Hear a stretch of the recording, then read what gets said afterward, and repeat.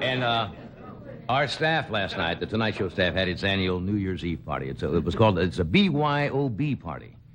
That's Bring Your Own Bail.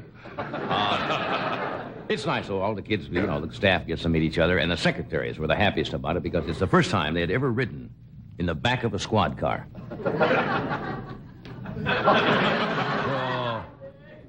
Hello, Doc. How you feeling? Happy New Year's. Happy. Did you have a good New Year's Eve last night? Oh, I lost the power of speech 2 nights ago. Yes, I remember about that. I'll tell them about that later. That was we went to the annual musician's nutmeg snort. Boy,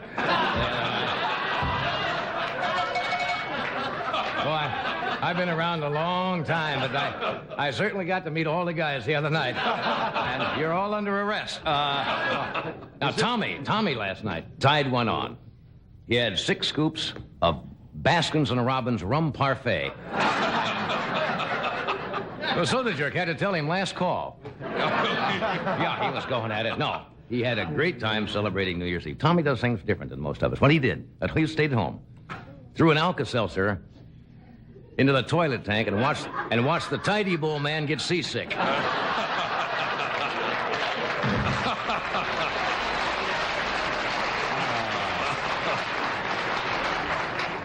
Now, Burbank, I want to tell you, Burbank is, New Year's Eve is really a rip-roaring affair out here. We have, what happens, the way they celebrate the exact stroke of, the New Year. A senior citizen climbs to the top of McDonald's arches, drops a prune, and when it hits the ground, it's New Year's Eve. It's something like Times Square. And, now, we were on opposite last night. Well, I'll admit, we have tough competition every New Year's Eve because we're against Guy Lombardo, who is an institution. And, those of you who remember, was he at the Roosevelt Grill last night? Where was Guy? He was Waldorf. Waldorf last night. Oh, Guy's moving up. I watched. He's a lovely man, but he's getting a little, he's not as young. He nodded off at 11:15 last night. He still had a little of the old bubbly, though, but it was what it was. It was carbonated Geritol. Last night there was no champagne. Well, let's go to the news and see if Walter Cronkite got a new tie for Christmas. We have good news and bad news. The good news is that 1974 is over. And the bad news is that 1975 is just beginning. It is 70, you believe it's 75? For a while, it didn't look like we were going to make it, did we? Through 1974. But I think 75 is going to be a great year. Not for us, for Catfish Hunter. Yeah. Did you read about Jim Catfish Hunter? Just signed contract, I believe, with the New York Yankees for around $4 million. $4 million for throwing a baseball. He makes more than President Ford, which shows you that baseball is much more lucrative than football.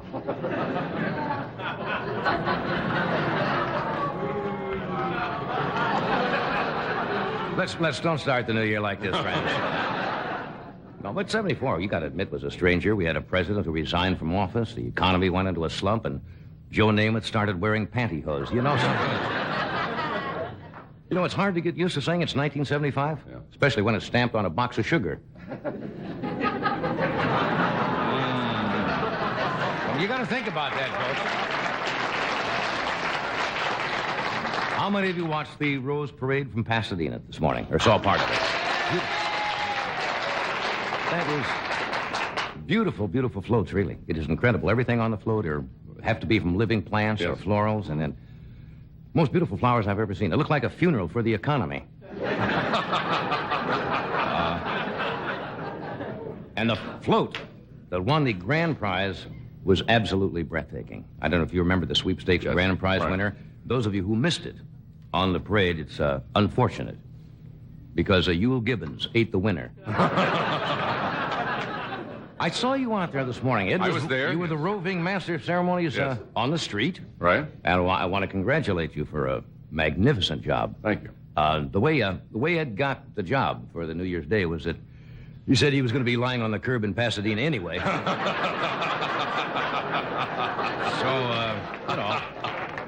Did you see Burbank's float? They entered a float this year. It didn't win anything, but it was a runner-up for ingenuity. They had 200,000 multicolored, I think, Vanya orchids, representing a giant set of dentures. And how they got it to open and close on that corn cob, I'll never know. Well, what else has happened?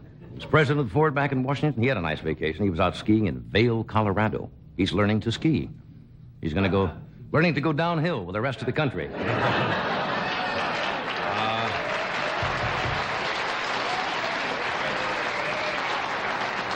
Marlon Brando is in the news. Have you read about?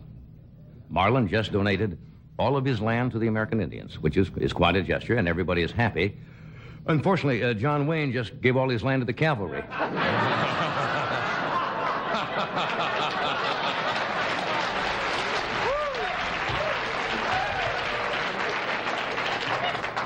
John has a sense of humor, doesn't he? Yeah, I mean, you know him, huh? Yes, yeah. Big sense of humor. Yeah, he'll think that's fine. I don't like that joke. I can hear him coming now.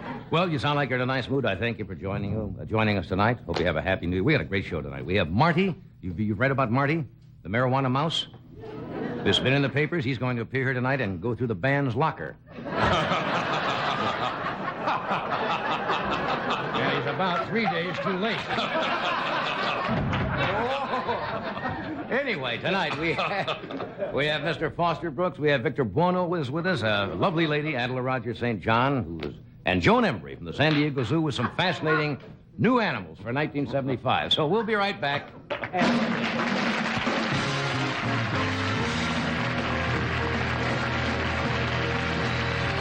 Thank you. We'll be right back.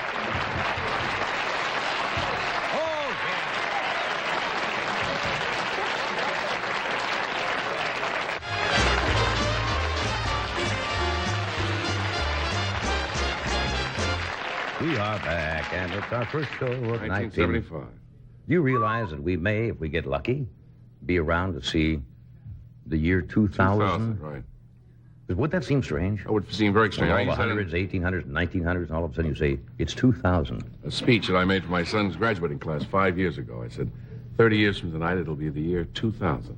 That's 25 years from tonight. That's right. That's not too long. Are we going to... We'll make it. As long as I can wheel you out in the wheelchair and say, here's Johnny. What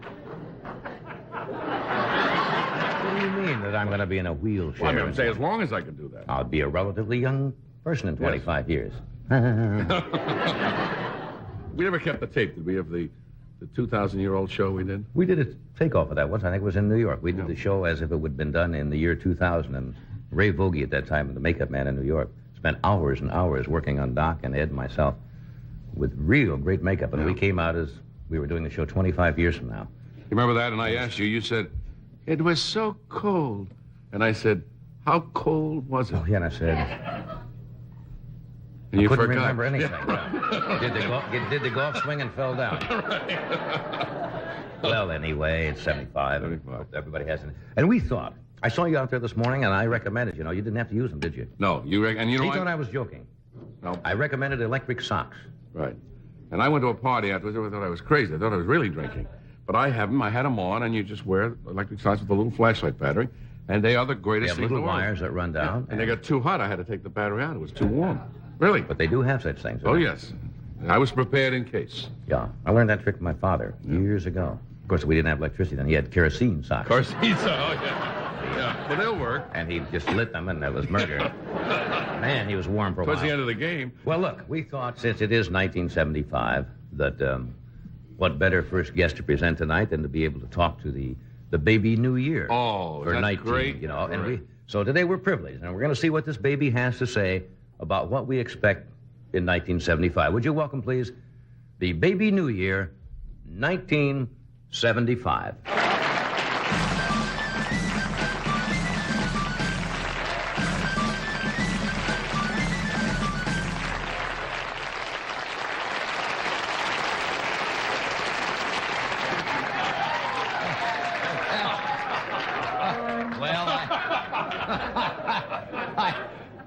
I welcome you, and I'm somewhat surprised. You're a very tall baby. Yes, well, it's fun being big and tall Yeah. because I'm the first one to know when it rains. That's true. And you're also the last one to know when there's a rising floodwaters, too. That's true. You ever Yes. thought about that? Now, you were just born last night. Yes. Yet you're so big. Well, you should have seen my birth. Yeah. You should have seen my mother's water break. In fact, you can see my mother's water break. It's the Hoover Dam. Oh, come on now. Nasty baby. Well, look, as the 1975 New Year's baby, and that's what you are, do you have any predictions for the coming year? Yes, I predict that Jackie Onassis and Aristotle's Onassis marriage will be in trouble. Oh? Tim Conway is the reason. But Aristotle Onassis says there's no problem. Yeah. He and Tim are just fishing buddies. I didn't know that. Well, that's you're kind of the... No one knew that. No, nobody knows it now. But you're kind of the Rona Barrett of new babies, aren't you? Look, what else? A gossipy baby. What else is in store for us for 1975? Well, a midget will become president of the United States. Well, that's tremendously interesting. And that's why they will be installing seatbelts in the White House bathrooms. Little tiny fella. Little tiny fella, and they haven't done that since Hoover, I understand. No. Back in. Now, do you have any tips for people, this is the day after New Year's Eve, for hangovers? Yes. Go to the nearest hotel and get a bellboy to swing you around by your tongue. Well, that's kind of weird. Do you have any other tips? Yes. If you want to clean your system out today, Yeah. I have this tip. What is that? Sit on a piece of cheese and swallow a mouse.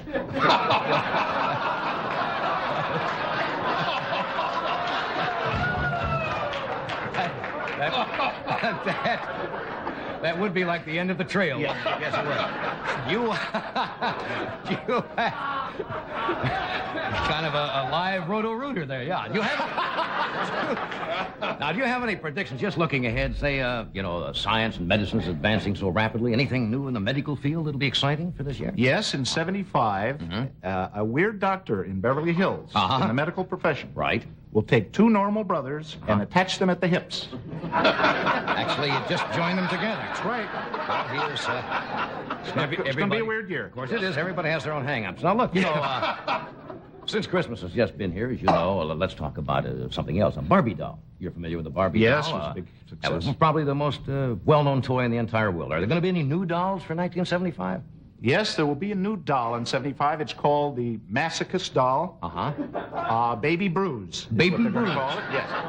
You pull off its arms, beat it for an hour, it screams for 20 minutes, and then at the end it says, I love you. Well, that is certainly Yeah. You are also a weird baby. I might Yes, add. well, I only it's know. beginning to look. Will there be any... How about inventions? Do you see any great inventions for now, or have we discovered everything? No, in 75, Uh-huh. they will invent the 1,500-pound aspirin. The 1,500... That's right. Well, how on earth do you take a 1,500-pound aspirin? With lots and lots of water. Yes, that would probably do it. Let's move on to the area of travel. Is there any travel news? Yes, It there is. normally follows an aspirin. Big news. So what is any travel news? Yes, for 75? well- Nice blend there. Big news. Yeah. Big news. In 75, you will be able to travel to Europe by car. Now wait a second. How can you go to Europe by car? Well, I can't reveal it all, but all I can tell you is you go through Connecticut. That's all I can tell you. Go through Connecticut. through Connecticut. Now look, you seem to have the power of predicting the future, which is unusual, being just born yesterday. Is there any one piece of advice before you have to leave? A little bit of philosophy or something? Yes, in this time of economic security, as the New Year's baby in 1975, Right. I suggest that you take all your money Yes. and invest it in a chain letter. Well, I want to thank you, New Year's Eve, baby. Thank you.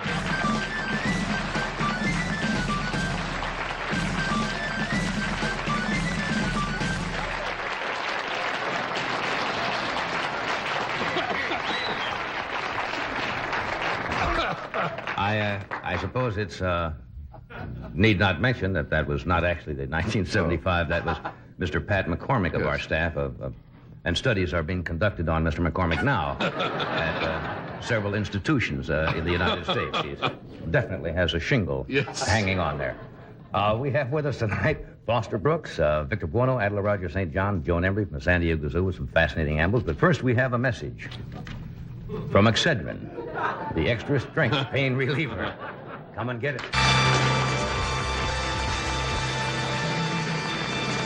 Okay. One of the most popular spots on The Tonight Show for the past, I guess, 4 or 5 years, Joan has been visiting us, is we look forward to it. A visit from Miss Joan Embery, who's an animal handler, and she's certainly in the right spot with this group tonight. At the San Diego Zoo. She's a charming lady, and if you've seen the cover story of the recent Newsweek, it's about wildlife and the problems of extinction and the endangered species, and they mention the San Diego Zoo as being one of the finest in the world, which it is. Would you welcome Miss Joan Embery?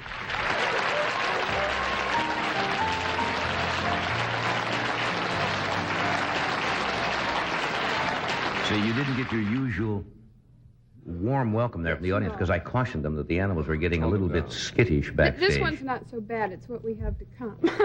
Well, I don't know what is coming up, but she's being very now, good. I want to see if anybody. I would not know if you brought this animal out. I happen to have it down here, what it is, but I would not know what that animal is at all. It has hooves. It has little hooves. Like a deer, right? Very good. Yeah. Now, what is She's like in a the deer? In the deer Deer family. family. And it's the smallest member, and it's known as the Chinese or Reeves muntjac. the Chinese or Reeves Muntjac. Muntjac? She weighed about a pound at birth. They weigh anywhere from a pound to a pound and a half. They stand, when fully matured, about 17 inches tall. May I touch your pet? Sure. You know, I always ask because you never know. Are they from that nation? Are they from China? Is that how? Yes. A Muntjac. Look at that face. We have a picture of her on a scale. When she came in, she was unbelievably small. You notice? Is this one born in captivity? Yes, at the zoo, and she's in our nursery in the children's zoo in San Diego, and you'll notice right below her eyes there's an opening. That's a scent gland. They scent their territory. Oh, I see. I see that little, right there. She has spots which are disappearing, and her name is Squeaker. You can hear Squeaker. her. You can hear her talking. The males will have antlers. The females do not. And also the males and females actually have the tooth which projects below their gum like a I've fang never seen one before. And that's what they're called, a Muntjac. or a tusk, muntjac. Yeah. And Are they rare? Actually, not too awfully rare. They are breeding fairly well in captivity. We've had a number of them born at the zoo. What do they eat? Is she on milk? She's on a milk formula now. Ah. They are browsers. They'll eat leaves and bark and fungi and things like this. And fungi, And they're- fungi. He was the fungi. They're nocturnal, a nocturnal animal. Well, that's very pretty. Okay. Thank you. We'll go out and... Now, don't applaud for whatever's coming in, because I don't know what's coming in. I see Craig over there saying... A killer. Don't say that. A killer.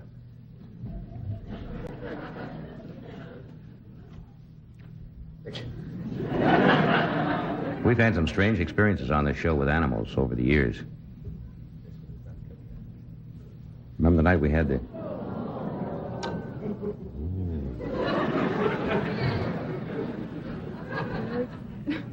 Say pussycat.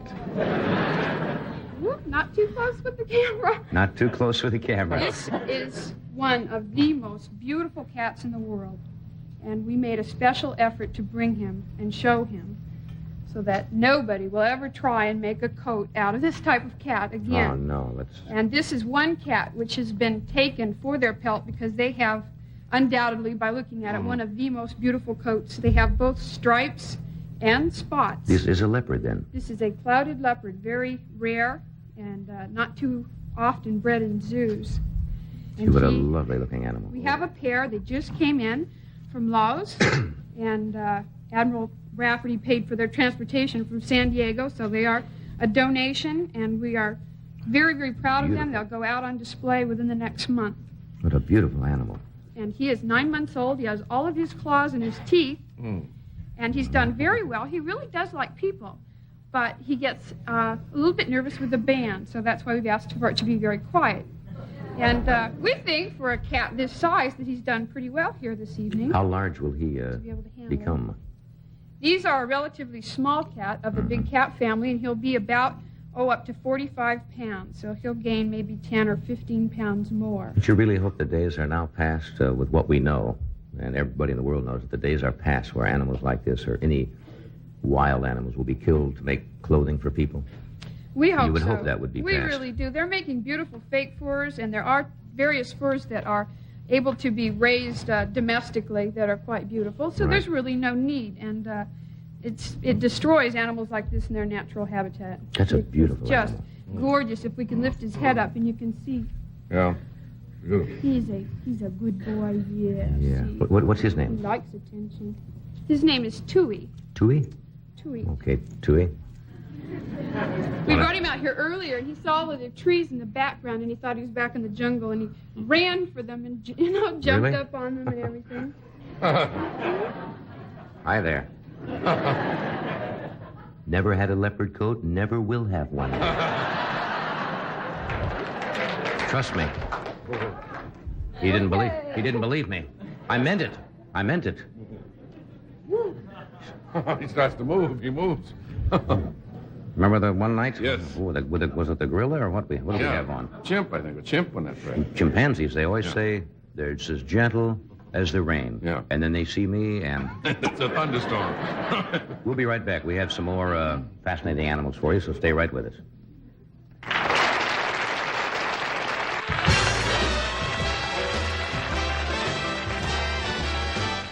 You just joined us.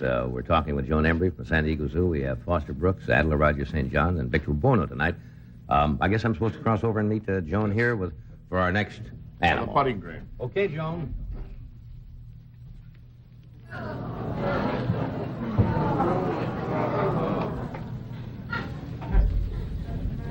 This is another one of our Yeah, let's. very poisonous snakes. Very poisonous snake.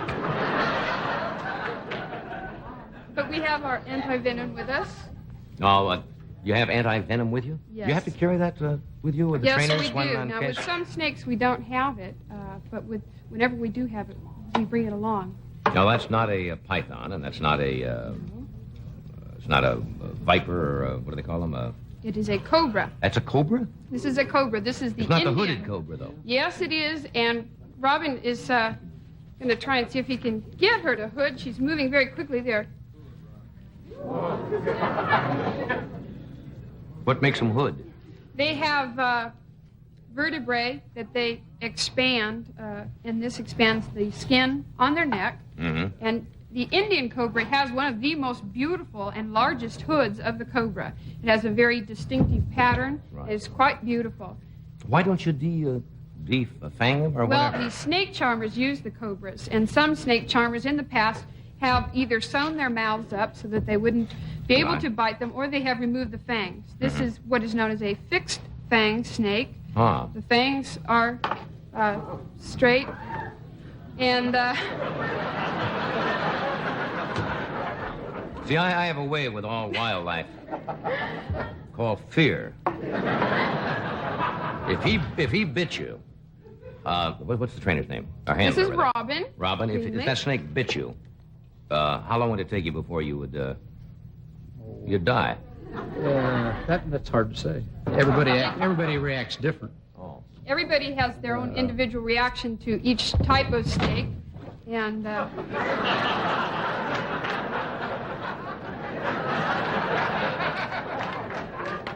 the hell is that? there are snakes that are considered more deadly as far as their poison goes than this one. They are beautiful, aren't they? But Yes, we think so. okay, thank you very much. Well, that's all right. If he doesn't want a hood, he doesn't want a hood. You got to be in a mood to hood. Okay. How many people have an inordinate fear of snakes? Shouldn't have asked that. Do I go back? I stay here. What was that noise? That's what's coming out. There's a terrible sounds back there of rattling bars and things.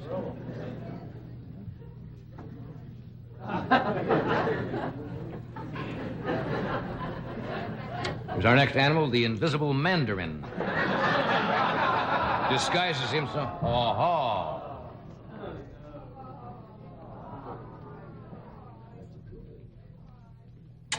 Come on, come on. Come on, come on. Easy boy, easy I girl. don't think she'll come out. We'll bring our next. Okay. It's just not show business. It's no trooper. That's no trooper. I don't even know what the animal is anyway. A kudu. It's a kudu. Was that what the noise was? Well, he's been part of it. He's been playing with all the toys we put in there for him. Has he been on the show before? He has. This is baby Jim, who is now 14 months old and part of our gorilla breeding program at the Wild Animal Park. Hi, Jim. Hi. I remember once on the show. Was that the one I was sitting with at the desk? He was about 3 months old. But is that? Can we show the slide? Somebody said we had a slide of when he was on the show. There he is. That's when he was 3 months old. Remember that show? That's when he was just a little toddler. Now he's... Look at him. I couldn't do that now, could I? Well... Hi, Jim. How's it No, going? he's been biting a lot. You see when she told me? Well, I had my hand in... The hand was in the cage. He's been biting a lot. See? Look at the size of him already.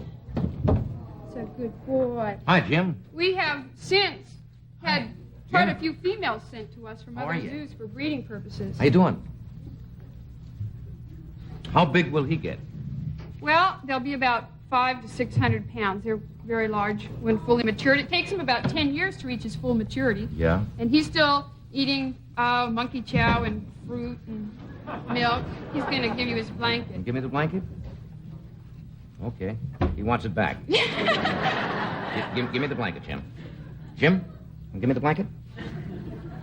Jim? Jim? Jim? Jim? He only weighs, what, 30 pounds? I can't get it away from a 30-pound gorilla. He's about 35, and at that size, they're as strong as a human. Is that right? Oh, very strong. When they get I'm a hold pulling of on you. this.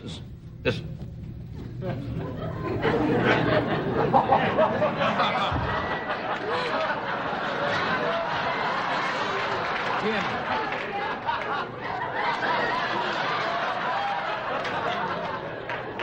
Jim? He likes that towel. He has an orangutan that lives Sure with does him, like and it. they He fight for the blankets. in Jim, you the have my finger there, enclosure. Jim. He is strong. You won't believe this. He's barking at you. What? Grunting. Can he hurt me if I touch him?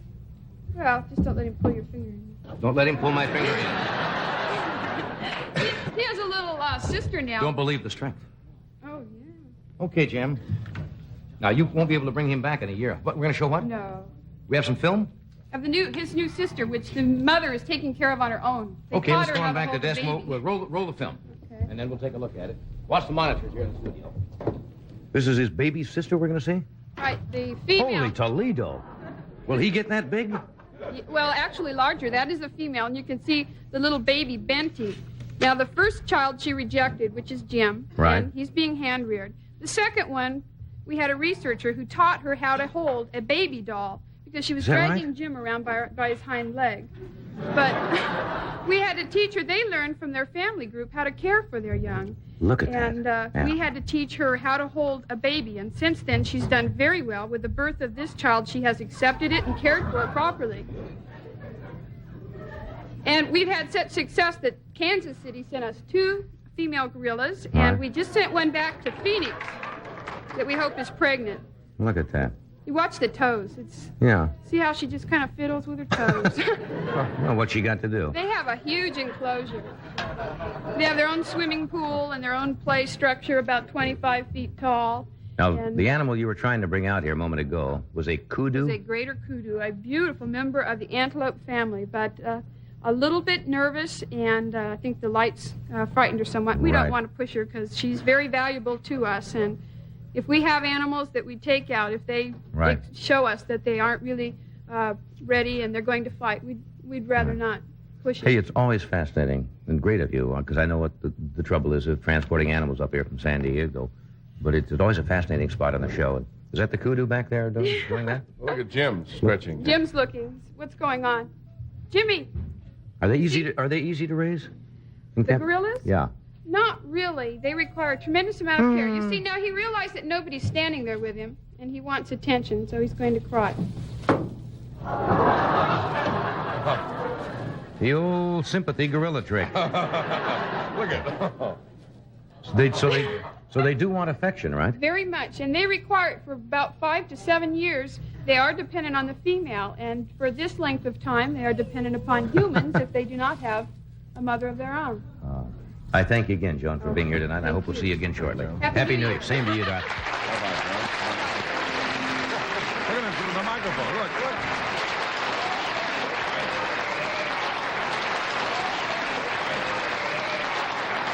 Put that microphone, he gets a hold of it, we'll never get the microphone That's back right. again. Definite ham. He wanted to do a few numbers. We will take a short break, and we'll be right back with our next guest. Stay with us.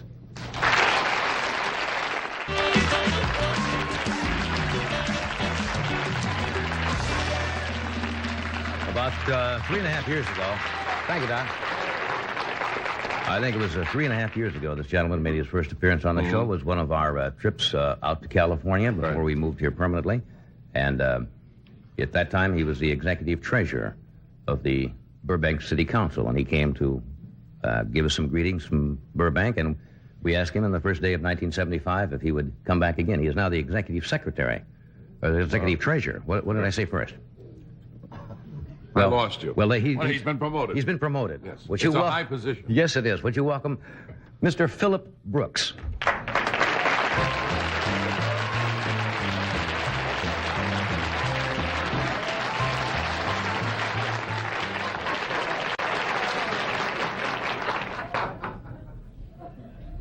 I beg your pardon, I haven't gotten to my blue mark yet.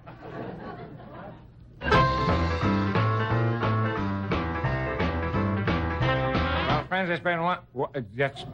I don't know, really, no kidding. Did anybody see anybody else beside me see a snake? Really was one here. And a baboon, and a gorilla. You know, it's strange that it would happen. But just a very few weeks ago, a sister-in-law of mine, who happens to come from my wife comes from Buffalo.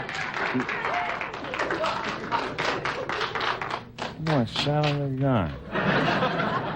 I thought I got the last one.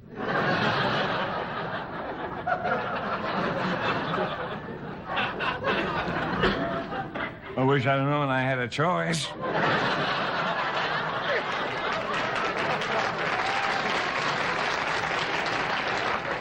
But the Buffalo Zoo had just received a shipment of the largest gorilla ever captured in captivity. That didn't even sound right over here.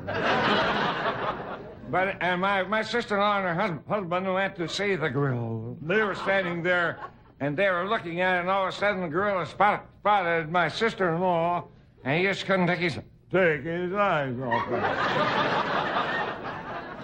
And all of a sudden he went. And my brother-in-law nudged her, and he said, I think he kind of goes for you. And she said, don't be silly.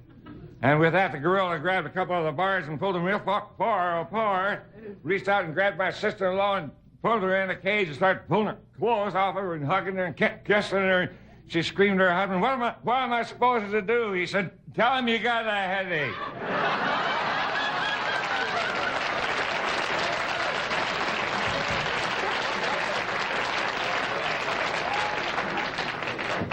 You know, seeing those animals tonight, it sort of takes me back to my childhood when they used to have circuses, and they'd have and when I was a child, they used to have a parade before all of the circuses, you know, down Broadway in my hometown. And now that the two big, I don't think they do that anymore. Now that the two big circuses got together and got together, just one circus now. They call it the greatest show on earth. I think it's now they call it the darn ding-a-ling and barn banging brother circus. But and as I say, it takes me back to my childhood, and then now as I stand before you here tonight in my adulteryhood. Just wonderful the memories I have back then when that early or late spring morning or early summer morning when they'd have the parade, you know, all 7 of my brothers and I would get up and we'd run out to Broadway and sit on the curb. And we'd watch the parade. And Mom would always call after us, don't forget, children, when the elephants go by, you be sure and come home. And we'd say, yes, ma'am. And I don't know, some of you folks may never have seen a circus, but the elephants were always the very last thing in the circus, you know, in the parade. And the big, long, single file string of elephants. And they, about 8 blocks away from our home, they had to cross a railroad track. And I recall this one particular day, just as this last elephant got on the track, the fastest train that ever came through Louisville came through at that same time, and you never saw such a mess in all your life.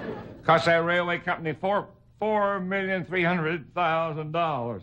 They only killed 1 elephant, but they pulled the tail off of 18 other ones.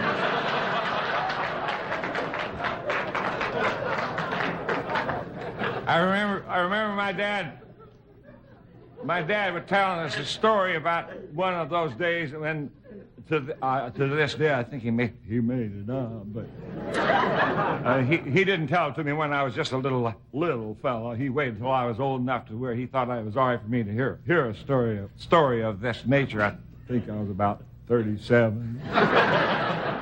And he said that one of these elephants broke loose from a parade and got into a neighbor lady's backyard and got into her garden. And this is the part that I find hard to believe, but she said that she had never seen an elephant before in all of her life. So she reached down and she picked up the telephone and she called the police and said, there's a great big animal in my backyard, in my garden. He said, what kind of an animal is it? She said, I don't know. All I can tell you is it has 2 tails. He said, two tails? And she said, yes, and he's pulling out my cabbages with one of them. And he said, well, what in the world is he doing with them? She said, you wouldn't believe me if I told you.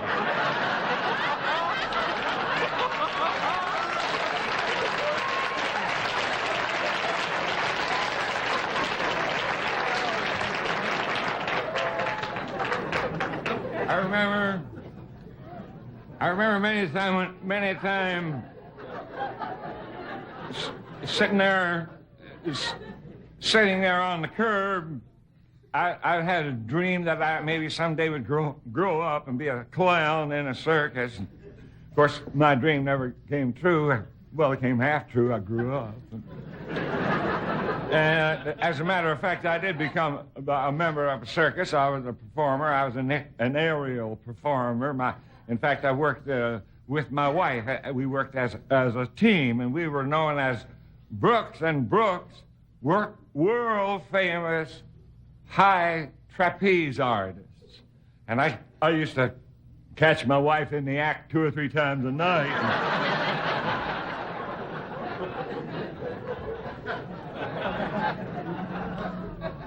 I'm sorry, I can't think of any other way to phrase that.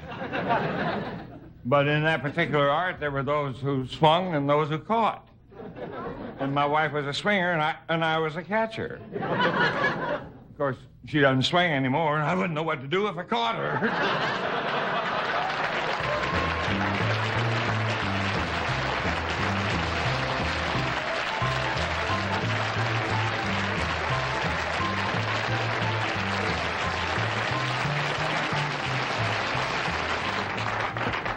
Foster, I remember the very first time we'll have to do this first, and we'll come back and talk about that. All right. Okay. You're all sobered up. We'll take a short break. We'll be right back.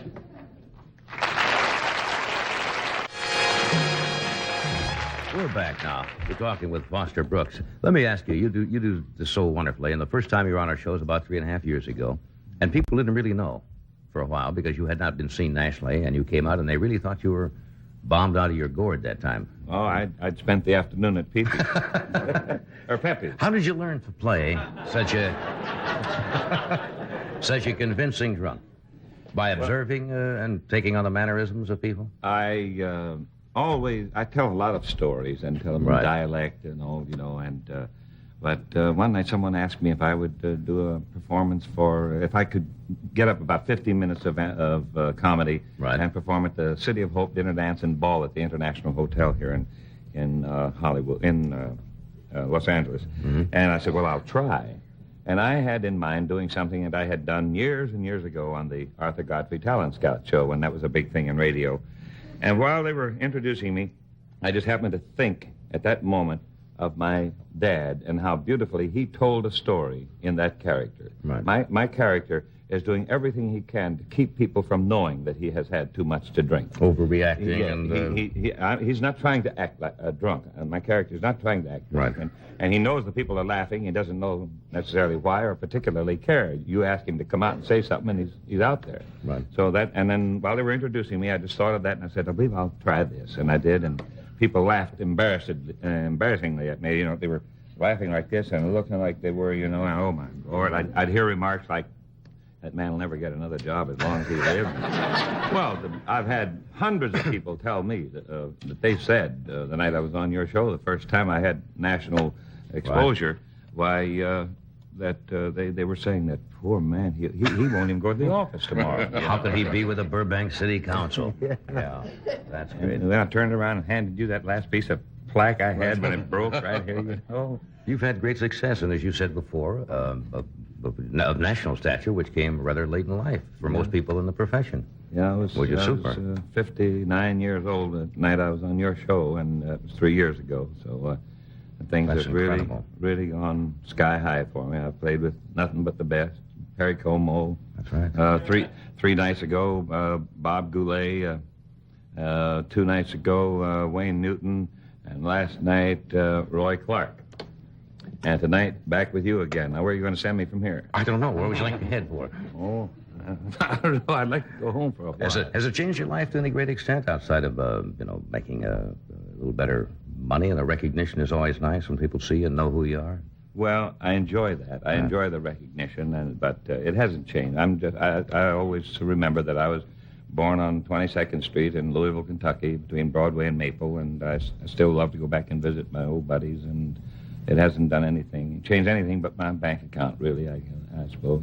But that's not a bad change. That was a nice change, yes. And when I was with you before, I didn't even have a watch. You got a watch now? Yes, someone gave it to me. Was your dad at all in the entertainment business, or was just a natural storyteller? Dad was a beautiful storyteller. Right. And we had a man lived next door to us, a fellow named Roy Fisher. And he and Dad would get out in our kitchen almost every night and just try to outdo each other and telling all kinds of weird tales, And that's where you pick up the great ear for the dialects. Yeah. I recall Dad we had a little Boston bulldog named Buster. Mm-hmm. And every night at 11 o'clock, for some reason or another, for the longest time, Dad would say, Buster, it's time to go to bed. And this Buster would run upstairs, that little Boston bulldog, pull out a pillow out of the closet and circle around in it, and he'd go to sleep. Then finally, Dad got an idea, and he pulled out his watch at 11 o'clock. He said, Buster, and he held the watch down like this, and that's what any dog would come over and look, smell, whatever, He said, it's 11 o'clock. Get upstairs and go to bed. So he did that for a while until finally all he had to say was, Buster, and Buster would come look at the watch and go to bed. So now the man next door was over one night, and Roy Fisher was over home, and he said, Roy, do you know that's the smartest dog that ever lived? He said, what are you talking about? He said, he can tell time. He said, oh, come on, he can't tell time. He said, watch him. It's 5 minutes to 11 now. Watch him at 11 o'clock. He goes to bed every night at 11 o'clock. So 11 o'clock came, Dad reached in and said, Roy, see that? He said, yeah. He said, Buster. And Buster came running across the kitchen, looked at the watch, turned kind of shy like that, turned around, went upstairs, and went to bed. And Roy Fisher said, by George, that's really something. I never saw anything like that. And Dad said, thought he'd go one better, He said, that's not all that dog does, and I'll show you that later, some other time. He said, what's that? He said, he also talks. Uh-huh. Now, Roy Fisher said, oh, well, I know about that. Now, Dad didn't know where to go from there, And he says, well, how'd you happen to know about that? He said, my dog came home this morning and told me. Johnny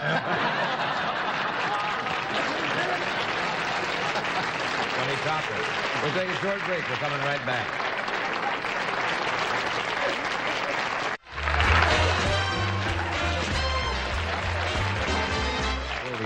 my next gift, I want to mention that Foster opens January 23rd at the Frontier Hotel in Las Vegas with Buck Owens. And the next time you're coming back, you're going to do a song. Yes. Because I don't know how many people have heard you sing, and you sing well. Thank you. So next time, you will raise your voice. You don't do that as a bombed out, though, do you? Oh, no. Straight away. Yeah. Victor Buono has not been with us a while. He's a fine actor and a most talented poet. And he is starting on a tour of 30 universities in January, starting at Dade College in Florida. And I think he's going to open with a New Year's poem. Would you welcome Mr. Victor Buono? Victor?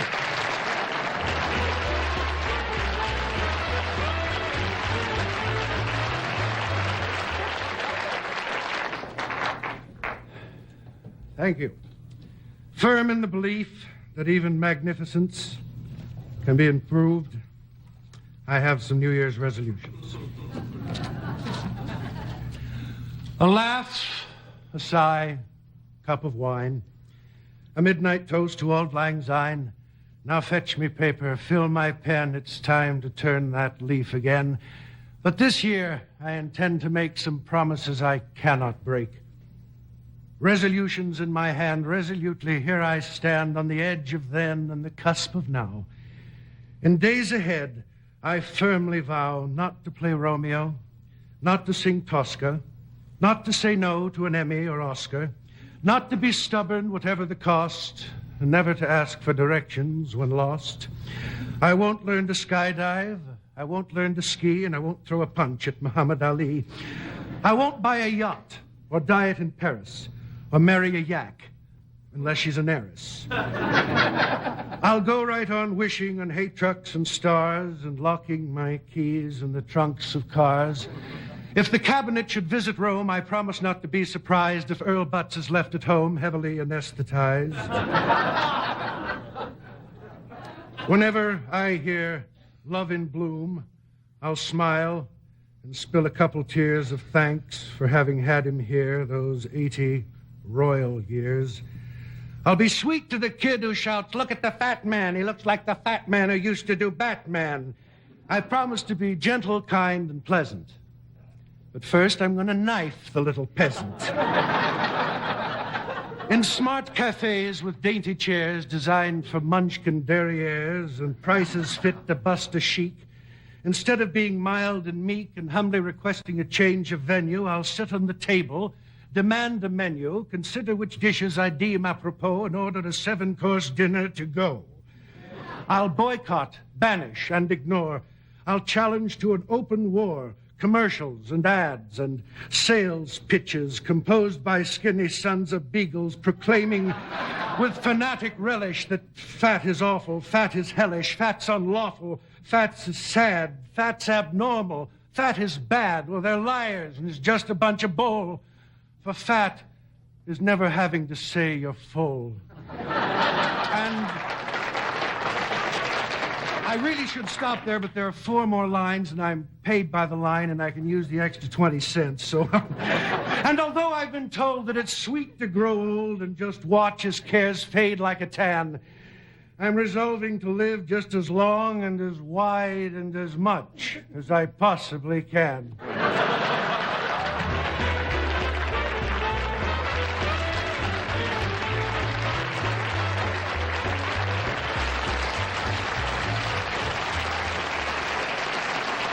As always, you've got a great ear for lines and construction. Thank you. That's another goodie.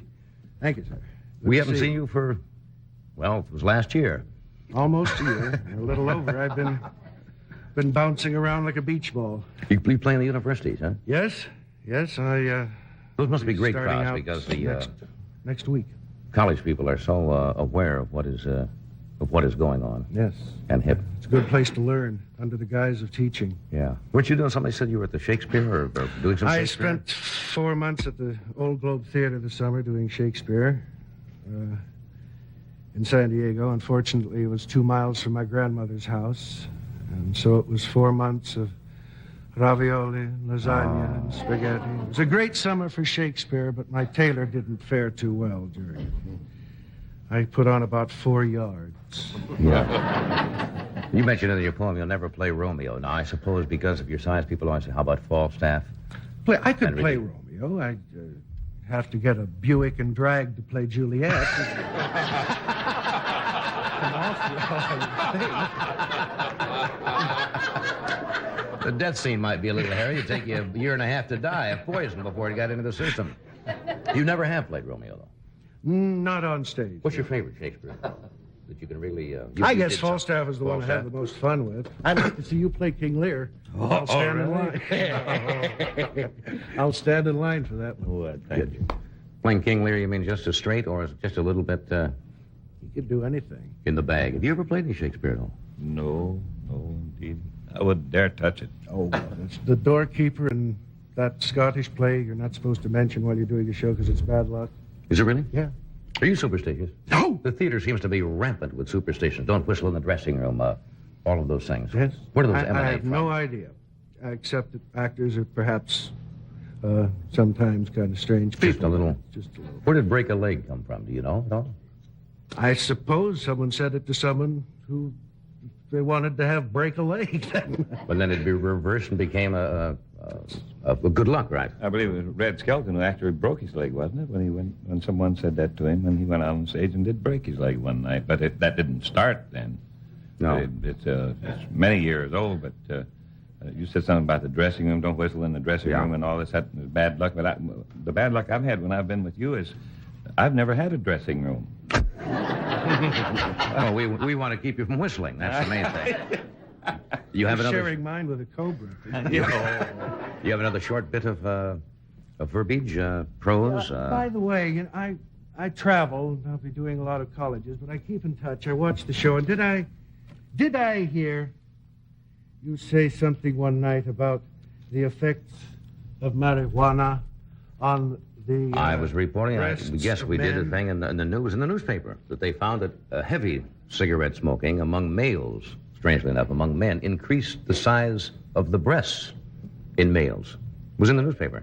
I take your word. An unusual item.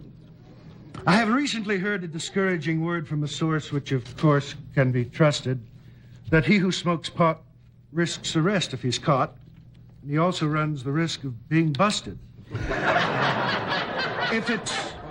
If it's true that the weed swells men's bosoms indeed if they smoke it without moderation, then I'd like to say that's a great price to pay in return for a cheap titillation. Now, many won't believe a word. They say it's utterly absurd, a wily way of playing on men's fears. Perhaps we'll all believe our eyes when Playboy starts to advertise the Johnny Carson line of men's brasiers. So smoke a plain old cigarette. Don't booby-trap your silhouette. You needn't be the same as all the rest. Go make the best of it. Make a clean breast of it. Be a man and get things off your chest.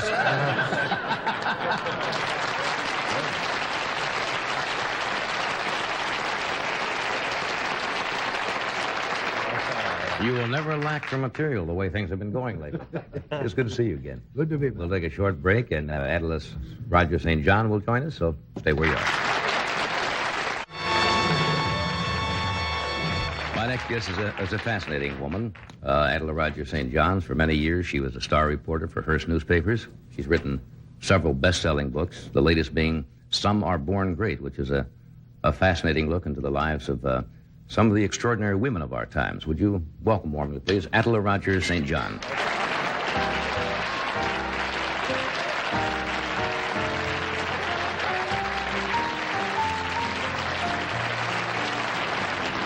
And a Happy New Year. I assume you've met the rest of our... Hello, how are you? Glad to see you.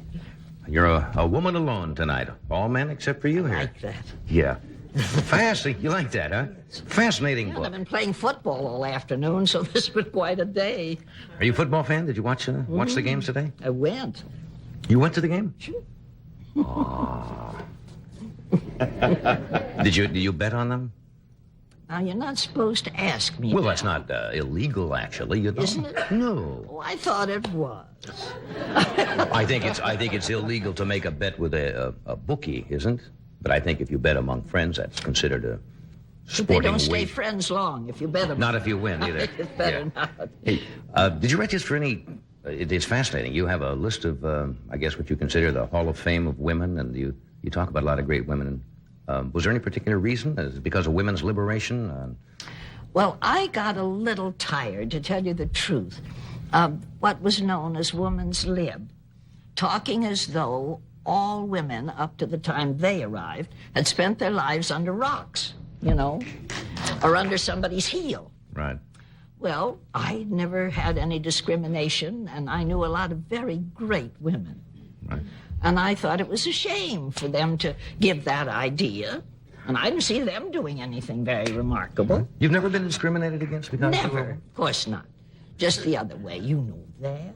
Well, I know, but you're extremely talented and very perceptive lady, too. Ladies and girls and women get in lots of places where men don't. And while we didn't put on fake eyelashes, we knew more what to do with the ones we had than they do now. Got a point there. So we just... I have never been willing, Johnny, to come down and be equal with men. You don't believe in that equality? And would you? I mean, do you think women should? I don't think so. You said come down. And Yeah, I'm not going to come down and be equal with men. God made man. And he looked at him and he said, I can do better than that, and made a woman.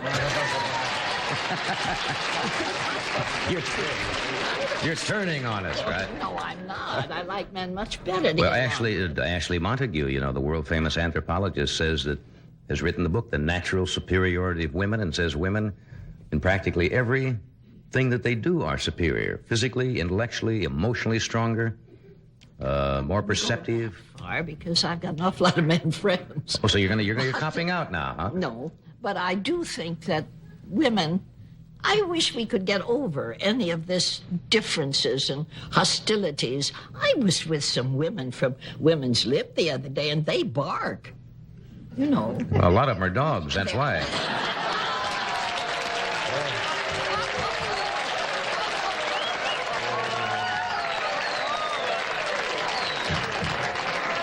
I have a feeling my house is going to be firebombed tonight, but you're a great straight woman. Or as they say now, a straight person. They don't say men or women. That's got no labels. So silly. Now, Amelia Earhart went on a solo flight and disappeared in 1940, 39? In there. My memory for dates is dreadful. Yeah, and she was lost, and then later the tales came out that she had been captured by the Japanese during the war, was held, or she was on a secret mission for the United States. The whole thing is shrouded. And as I mentioned earlier, a couple of years ago, somebody said that she was living. Now, how did you meet her, and what do you know about her? Well, I knew her for a great many years, and we were very good friends.